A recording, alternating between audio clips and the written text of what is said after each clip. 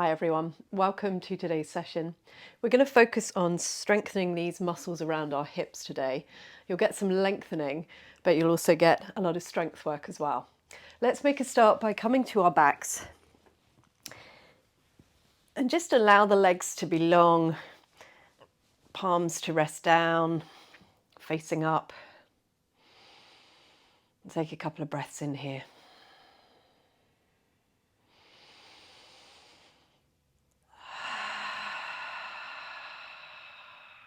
Start to connect to your body.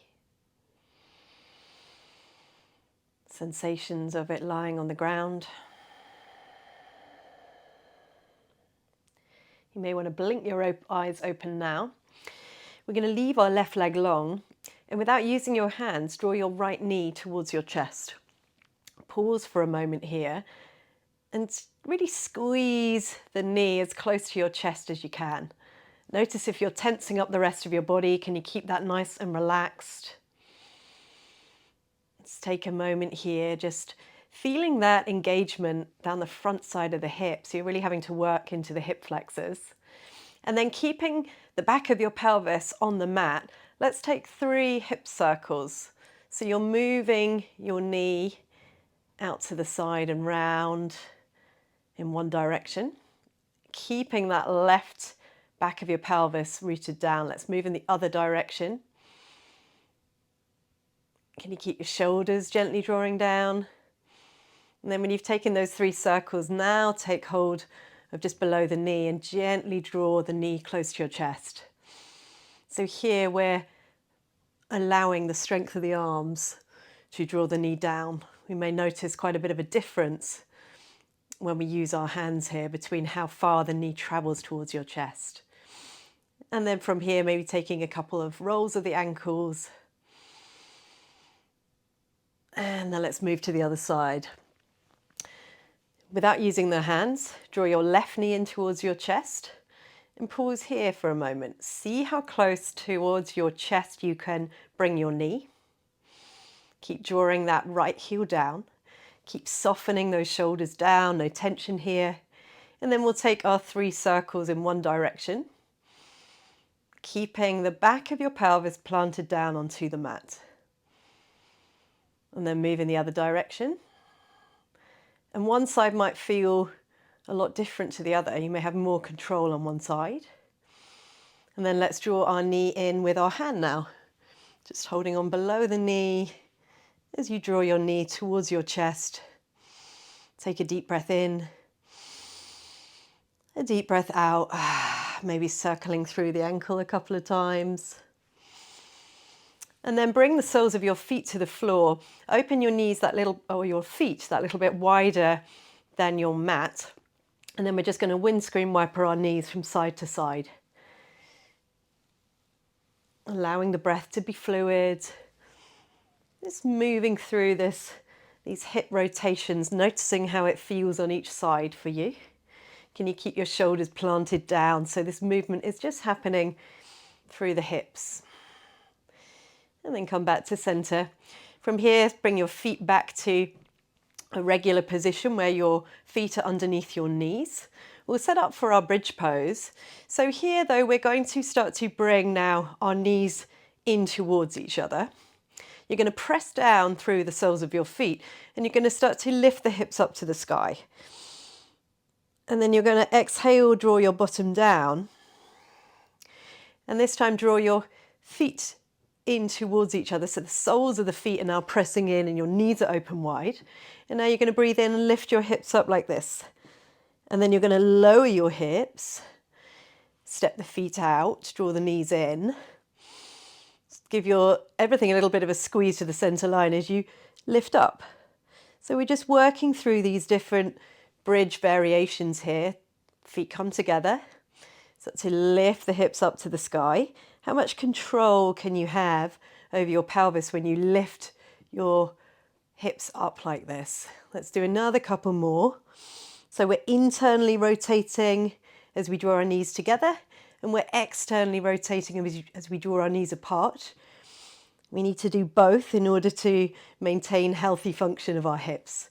And then let's leave it there. Let's draw our knees in close towards our chest. Give yourself a big squeeze. Take a deep breath in, a deep breath out. Rock and roll a couple of times up and down your spine. And then let's cross over at the ankles, bring ourselves into an all fours position. And when you're here, let's take a couple of rounds of cat-cow. So breathing in, let's broaden across our chest, belly lowers, gaze lifts. Exhaling, drawing everything into the midline, cat. Breathing in, cow. How slowly can you go? Feeling your spine. Exhale, cat. Breathing in, broadening, shoulders draw down your back. Cow. And then your last cat. Coming back to your neutral spine position. Draw your big toes together to touch, knees wide, child's pose. Allow everything to soften down. Bringing your focus back to your breath.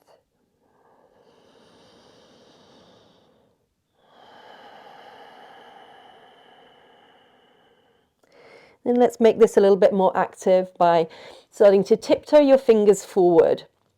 Come onto your fingertips or your finger tops as you press those fingertips down and you lift up through your arms. So now your elbows are raised, but your head is still nice and relaxed down onto the mat. Press down into your fingertips, press your fingers forward as you draw your hips back towards your heels. Take a breath in here. Take a breath out. On the inhale, start to tiptoe the hands around to the right. Keep rooting down through that left hip as you draw yourself down. And now we're breathing into that left side. Breathing out. Traveling back to center. Stretch your hands forward like a cat when you get to the center. And then exhale them off to the left. Once again, rooting down through that right hip bone. And breathing into the right side. Breathing in. And breathing out. Coming back to center. And then from here, bring yourself into an all fours position. And we're going to step our right foot forward to take a lizard on this side. So you can slide this back knee back just to get into a comfortable position. We're all going to feel this slightly differently. You may want to turn that foot out to 45 degrees. And I'm going to stay more upright in my lizard. You could always come down onto forearms if you wish. Invitation here to move. Sometimes our hips really benefit from a bit of movement, or we just stay in stillness. Press down into that front foot. And then once again, rather than collapsing down, feel like you're pressing down into your fingertips and lift up through your chest. Breathing in. Breathing out. Can you direct the breath to any areas that feel tight? For me, it's this front of my left hip today. With each exhale, I'm going to focus on releasing and seeing if I can soften down into that right hip or the left hip. And then coming back into your all fours position. And then from here, let's take it to the other side. Left foot steps forward, lizard to this side. I like to creep this knee back. And if this knee feels a bit unsupported to you, you could always prop up your knee by folding the yoga mat over. And then we're breathing here for 3 breaths. Sigh out if you need to with each exhale. Maybe you can just allow the hips to soften down towards the ground. Check in with your shoulders. Notice if they're hiked up around your ears. Relax them down. One final breath here. And then bringing yourself back to an all fours position. Spread your fingers wide. Press down into your hands and peel your hips up to the sky. Downward facing dog. Pedal out your feet. Take any other movement that feels inviting to your body. And then find stillness. Breathing in. Breathing out. Breathing in, pressing your hands firmly down into the mat. Breathing out, drawing your chest back in the direction of your thighs. Breathing in, relaxing your head and your neck. And as you breathe out, engaging your thighs. One more breath here. One more breath out. On the next inhale, lifting right leg up to the sky. Here, notice the tendency of that right hip bone to want to open out. Let's draw that right hip bone down so the legs remain in this square position. We're not opening the hip up to the side just yet. And now start to bend the knee. Now start to open out and lift the knee up to the sky as you draw the heel of your right foot close to your left bottom. Staying here. And then let's make 3 big circles with this knee. Noticing how much control you have. Can you keep the rest of your body really still as you make these circles? If it feels too much for the wrists, come down onto that left knee. Let's go in the other direction. So building this stability through the hips, so important. And then extend the leg long. Take a breath in. As you exhale, start to draw the knee close in towards your chest. And we're going to hover here with this knee raised as close to your chest as possible. We're holding here for another 2, another 1, and then step the foot down. Take yourself into a low lunge and bring your hands to the thigh. Soften your shoulders down. Press down into that front foot. Press down into that back leg. And perhaps allow the hips just to come forward. But keep that nice activity through that front foot. Breathing in. Breathing out. How do we feel on that left side? The hip flexors getting a beautiful stretch here. Taking one more breath. And then from here, hands come down. Step back into a high plank. Pause here, engage through your core, everything nice and fired up here. And then maybe you take a full chaturanga or maybe you bring your knees down, you decide. Upward facing dog or cobra. And then take yourself back, downward facing dog. Full breath in, full breath out. Left leg lifted up to the sky. Keep rolling that left hip bone down. And then bending through the knee. Now we lift that left knee up as high as possible without bending into that right arm. Both arms remain strong and straight. And then let's take our hip circles on this side. How smooth can you make these circles? And then let's go in the other direction when you've taken those 3 circles.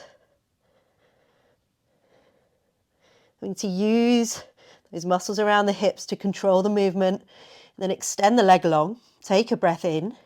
Exhale, draw your knee towards your chest.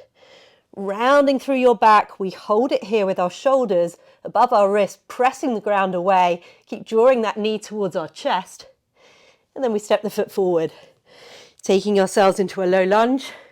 Hands come to the thigh. And it's just nice to use that pressure, gentle pressure here, to almost lift the chest up, drawing your hips gently forward, pressing against the thigh, and then keep those back glutes switched on. Breathing in here, softening those shoulders, directing the breath into this side of your hip. Keep engaging those back glutes, they want to switch off. Beautiful. And then hands come down. From here, we take ourselves back to our high plank for a moment. Take a breath, build that strength, and then come back to downward facing dog. Walk your hands back to your feet. And then with a soft bend in the knees, start to roll up to a standing position at the back of your mats. We're going to use a wall here just because it's really nice to not have to worry too much about the balance. But we're going to lightly use the fingertips to hold on to the wall. So we're really not using and grabbing hold of this wall. We may not even want to use it at all, but see how you go. And we're just going to work on some hip strengthening and stability moves before taking them into some better known yoga postures. So bring that weight into that left leg, and we're going to start to lift our right knee up towards our chest, same way that we were doing. Now we want to try and keep a nice evenness through our hips. Keep lifting up through the crown of your head and keep an evenness through your shoulders. And then draw that knee as close up to your chest as you can. Keeping everything still and stable in your pelvis, we're going to imagine that we're trying to shut the door behind us with our foot. Draw that leg back. At the minute though, you feel that your pelvis is starting to move and you're tipping forward, stop. So you're having to work really hard to squeeze the glutes to work into that back of the hamstring, but we're not tipping forward. Everything stays the same and rooted in space in our pelvis. And then we're coming back. Lifting that knee up as high up as we can, again without moving our pelvis. So everything stays the same in our body.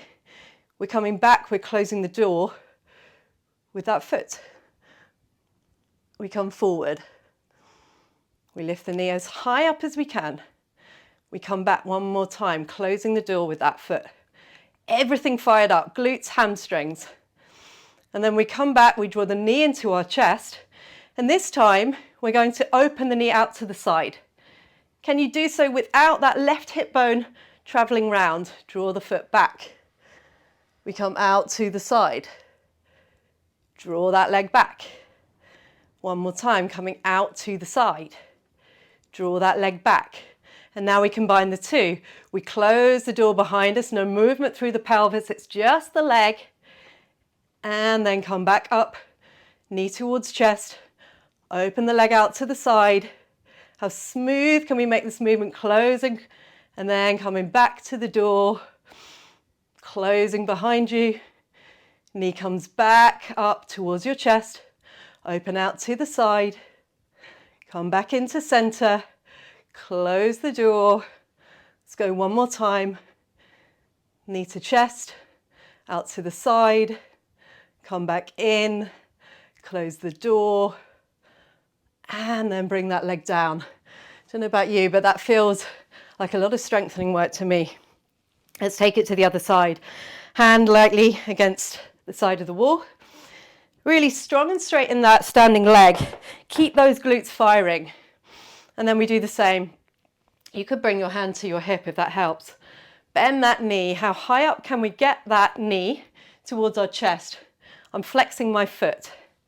And then let's start to close the door, keeping everything still in your pelvis. The minute it starts to tip forward, stop. You've gone far enough. And then come back. It's as though you're dragging your leg through mud. Lift up. Leg comes back. How does it compare on this side compared to the other? Where do your glutes want to switch off in this movement? So most of us have kind of weaker back bodies. So you may really have to work here to keep your hamstrings firing and your glutes firing. Let's go one more time, closing that door. And then bringing that knee back into your chest. Start to open out to the side. The minute that right hip bone starts to travel round, you've gone far enough. Let's open out again. One more time, opening out.